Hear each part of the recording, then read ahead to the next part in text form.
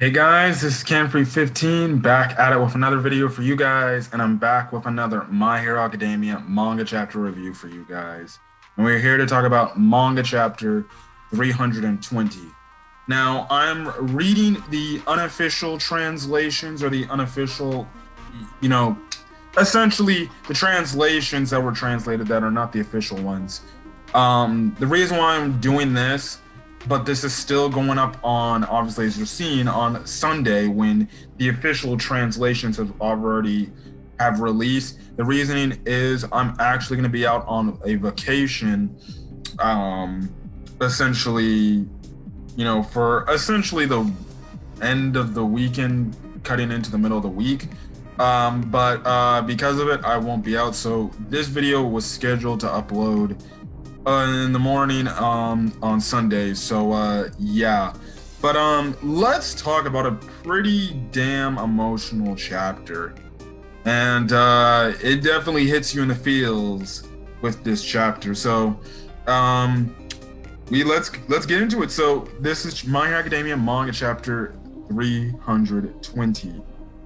Now, obviously, we know last left off with Deku and the confrontation between Class 1A and their plan to meet up with Deku. And we saw the chapter ended off with the fact that it looked like we were going to get Deku versus Class 1A. And it's something like that, as Class 1A is trying to capture Deku, and he's been very resistant.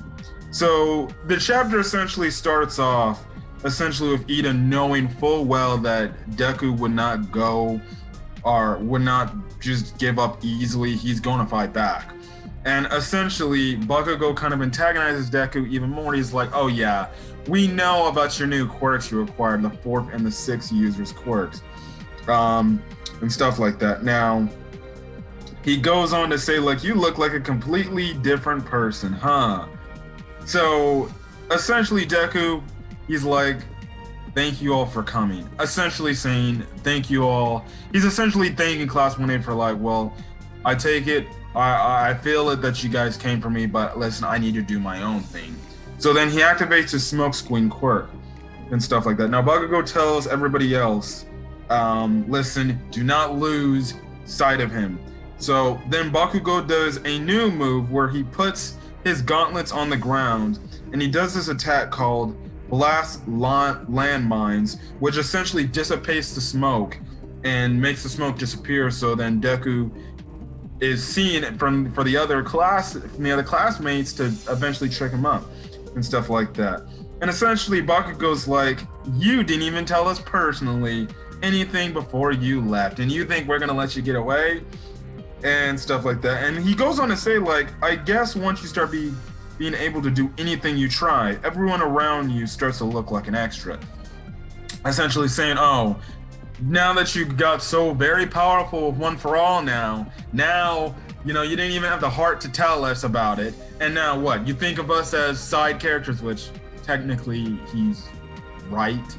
Or, well, technically, in the grand scheme of things, yes, they're side characters to Deku's main character and stuff like that. So, yeah, then that's when Koda starts getting involved, and Koda sends some birds or some pigeons and stuff like that to essentially maul Deku, get in his way to kind of hamper his movement. And essentially, he's crying or he's yelling out to Deku, and he's like, look, man, you can come back. Principal Nezu said you can come back, and you're welcome to come back, and look, you don't have to run away and stuff like that. But Deku, he uses Black Whip to zip away, and he's like, look, I don't care, I'm sorry. But that's when Sero comes in. He tapes up Midoriya's Black Whip, and he's carrying over, and then Sero's like, huh, your Black Whip's pretty scary, but so I gotta be cautious. And in the meantime, we see this flashback of when Sero was teaching Deku how to use Black Whip like his tape, because we know those quirks are kind of similar with the whole Black Whip the tape thing and stuff like that. So then Midoriya or Deku's obviously being pulled. Then Jiro comes up, and then she does this attack called Heartbeat Wall, which sends Deku flying into the building and stuff like that. So this is what Jiro tells Midoriya, where she tries her talk jutsu, and she's like, "You're so fast, Midoriya. This isn't important or whatever, but if you remember during the cultural festival, you taught me how to organize my notes, and that helped me a lot." Essentially, going back to the cultural festival after the events of the overhaul arc, when Deku, it seemed like we got guessing. There was a part where I guess it was off screen where Deku talked to Jiro, and obviously Deku told her, like, "Hey, maybe you should organize your music notes so it'll help you better and stuff like that." And she goes on to say, "I thought she was going to tell me it's a useless hobby," or Deku's, inner monologuing with himself. He goes on to say, like, "I thought she was going to tell me it was a useless hobby, so I got super enthusiastic when you showed an interest." But Jiro's like, "This is trivial, but I was super happy because of it." That's what Jiro replied to Deku. Then Ojiro gets into the mix, and he does his tornado tail dance, wrapping Deku with his tail. And this is when Ojiro is telling Deku, like, "Look, you remember the time when you stood up for me when we first came across Shinzo, and how upset you got when Shinzo clearly affected me?" Okay, I don't know what happened there, but that was very interesting. Anyways, as I was saying, Ojiro was reminding Deku about the time when they first came across Shinzo back at the sports festival, and when we remember Ojiro was controlled by Shinzo's quirk, we saw that Deku got obviously very mad at Shinzo because of it, saying about, using his own classmate for his own bidding and stuff like that. And Ojiro's like, "Look, man, I'm never gonna forget you." He tells him, like, "We can't overlook the fact that you're fatigued, yet fighting alone," which is a good point to make from Ojiro to mention. He's essentially telling him, like, "Look, dude, we know you're tired, but listen, that doesn't mean you can fight all by yourself." But then Deku goes on to say, if I'm around, I'll put everyone else in danger." Then this is when Deku gets the flashbacks from the war arc when people like Aizawa, Bakugo, and Gran Torino all got visibly, wrecked and destroyed in those fights, and they came down with very significant injuries. Deku's like, I don't want my loved ones to get hurt. And he goes on to say, "All for One is going to take me away. That's why I left." And stuff like that. And essentially, again, we know that Deku isn't thinking straight. He thinks in his head that if his friends are around him, he's only going to get them into trouble, and he's going to get them probably in danger, and he doesn't want that. But at the same time, Deku's not realizing he's not taking care of his own body and stuff like that, and doing things alone isn't the right way to go. So then this is when he breaks out of Ojiro's tail, and this is when Tokoyami gets involved, and he tells Dark Shadow to go. He pushes Dark Shadow into this building, and then that's when obviously Sato is like, he's got him crazy strong and stuff like that, but Ojiro's like, his will has too. And that's when Sato tells him, like, "Dude, listen, if you don't come back to UA with us and you don't listen to us, man, let me know. I'm not gonna give you the stuff to make the candy app so you can make the candy apples for Eri and stuff like that." And that's when Deku's like, "Eri doesn't need those things specifically for me," which goes to show you, like, we know Eri is like one of the biggest parts of Deku's life, and it's like, you hear him say that, I'm like, it's kind of heartbreaking to hear him say, like, he says those lines and it sounds like he doesn't really care about Eri at all. That's why I'm saying he's going on like a blind justice type of thing. Anyways, he's pushed to like this machine that Momo Yaoyorozu made, and essentially this is when she comes in. She's like, "At first we were all going to follow you, but now with the help of the Endeavor Agency, we're able to make use of our quirks." And she tells him, like, "Look, we're here to just secure you and take you back to UA. That's all we're going to do. We're going to use this machine to put you to sleep, and there you go." And we see the little helmet thing try to put Deku to sleep, but he just slams his head and breaks it, and he eventually gets out of the restraints and stuff like that. And as he's breaking down the restraints, he's like telling them, he's like, you can stop caring about me. You have to stop following me. Please stop. And everything. Again, just blind to the fact that I don't know why Deku just doesn't see his friends clearly care about him. And this is when Kaminari comes on and he grabs on him. He's like, nope, I'm not gonna stop caring about you, my friend. And he tells him like, Midori, I know One for All is important for you, but right now there's something even more important. We have no hobbies in common, but you're still my friend, so I will force you to do it, and stuff like that. Then we see, good God, I'm trying to remember his name. Fudge, man, the guy with the multiple arms. Shoji. Shoji shows up and he's like, there's insulation tape wrapped around him. Yorozu probably made it. And he goes on to say, even with these people, even All Might seems no longer scary. You said that during the training camp raid and everything. Then this is when we see a new move from Tokoyami. And essentially, using Dark Shadow, he creates like some sort of capsulized,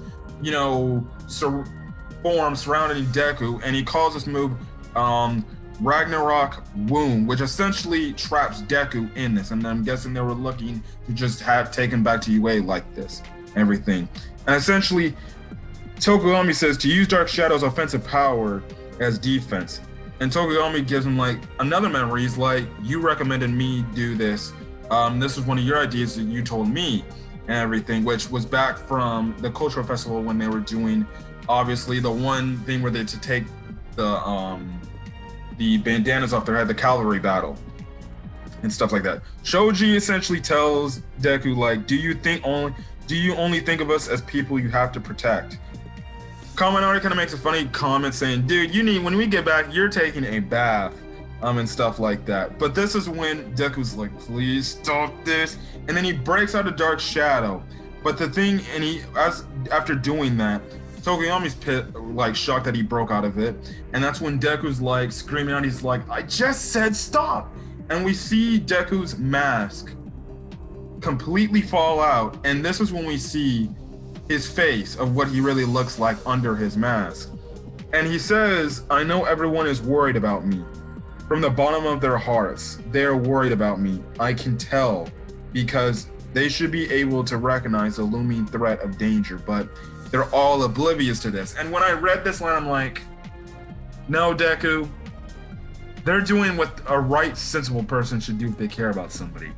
You're the one that's oblivious to them trying to help you, trying to be there for you, trying to be a good friend to you. You're the one that's oblivious to me. And I'm like, dude, you can really tell that his mind is warped, because he's saying that his friends are the oblivious ones. And it's like, no, dude, you're the oblivious one. You're the guy that doesn't get it.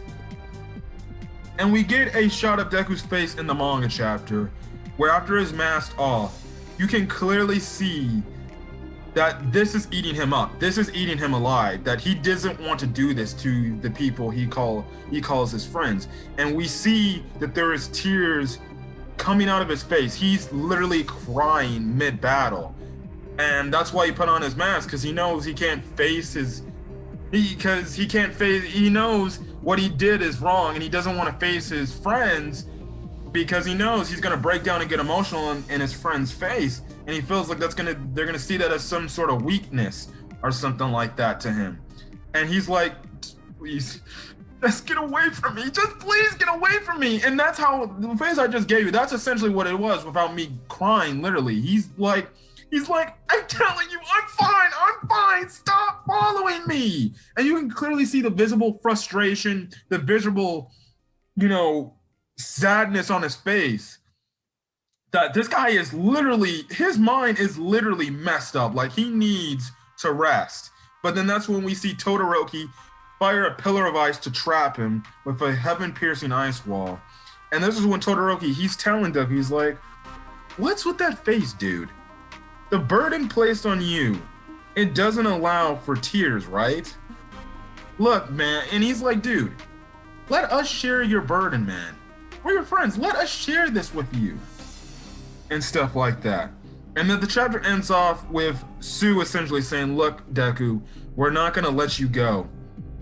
I won't cry in such a flurry, and stuff like that. Essentially going back to season 3, when essentially she was crying about the whole incident after the aftermath of when Deku and the others came back, and she was visibly upset at them and sad that she thought they were going to be hurt. And essentially Sue's like, I don't want to cry like that again, where I'm crying over somebody I care about, somebody I'm worried about, and I don't want to go there again. And essentially Sue's telling him, you're important. When you're scared, you're allowed to tremble. When it's tough, you're allowed to shed tears. That's how you become a hero, like a hero like in the comics. We won't let you go alone. And that's where the chapter ends.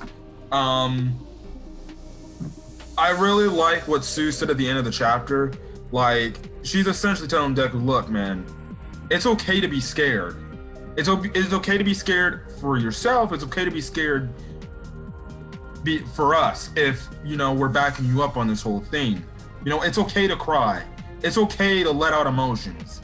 It's okay to feel like you have nowhere to turn, and we're going to be here, right here behind you for you. We're going to always be behind you because you're our friend, and we want to share your burden of what you have. Yes, we may not be able to take on all for one. Yes, that's your job.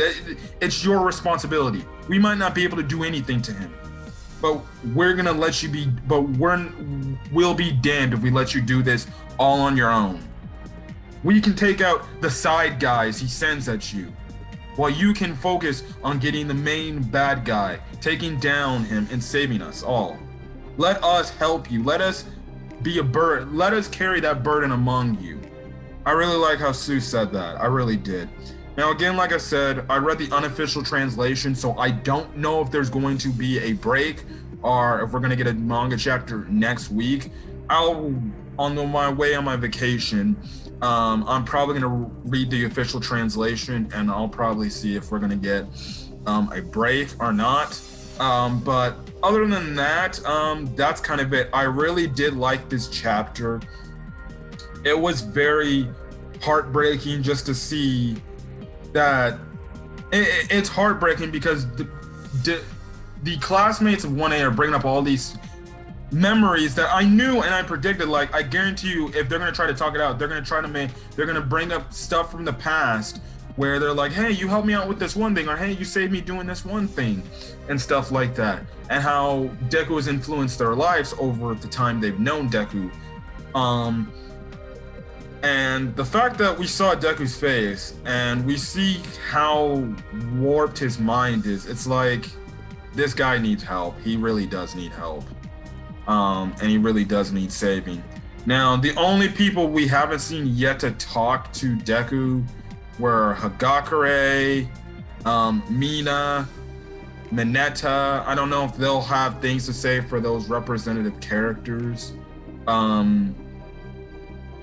But the most important characters that have yet to talk to him are obviously Bakugo, Ida, and Ochako. And I feel like those three characters are probably be the characters that might, in a literal sense, especially what we know Ochako always have been doing the last, few, times, because she's already slapped him twice, literally slap him into reality and tell him, dude, you need to wake up, man. It's over. And we all know, and who knows, maybe Bakugo and Ida say the first words, and then Ochako says the last words, because we know Ochako wants to be the type of hero that not only saves regular people, but we know her storyline is how being a hero that wants to go out there and save other heroes when they're in need of saving. So I can definitely see where Ochako has a heart-to-heart with Deku, saying, listen, we're always going to have your back. I'm always going to have your back because I believe in you. And, you can tell me whatever you need. I'm not going to be that shoulder that you can cry on and stuff like that. So maybe we can get a good moment between those three characters telling him like, dude, we're always gonna be there for you. Now Bakugo maybe not might say that, but Ida and definitely Ochako will probably say that. So maybe that means we get another Deku Ochako shipping moment in that case.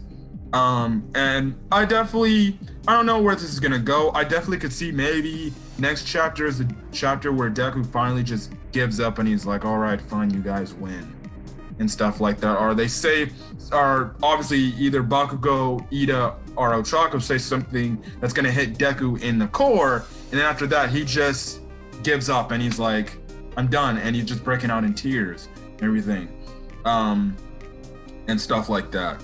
So yeah, it's gonna be very interesting to see where the manga chapter goes. This was a very good chapter. Definitely can't wait for next week. And yeah, but other than that, guys, if you guys liked the video, leave a like, put in the comment section your thoughts on this chapter and what could happen next, as well as hit that subscribe button to get more My Hero Academia content, whether it's the manga or the anime. And yeah, other than that, guys, I'm gonna get out of here. If you do hit that subscribe button, make sure you hit the notification bell icon so you guys can be up to date with whatever I upload to the channel, because you'll get a quick notification to your inbox on your YouTube page. Other than that, I'm gonna get out of here. Hopefully you guys have a great rest of your day or night. We're checking out this video. Until then, guys, catch you guys in the next video. So till then, guys, I'll see you guys later. Peace.